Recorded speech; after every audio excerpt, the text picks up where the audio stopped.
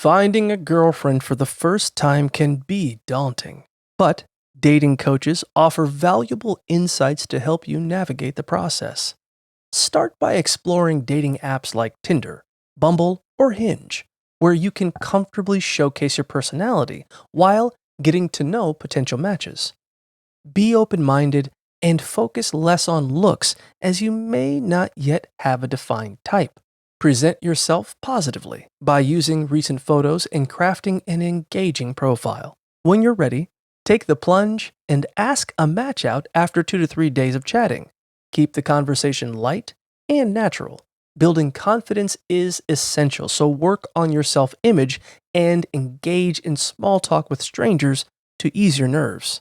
If you prefer in person interactions, consider meeting new people at dog parks, cafes, or hobby groups.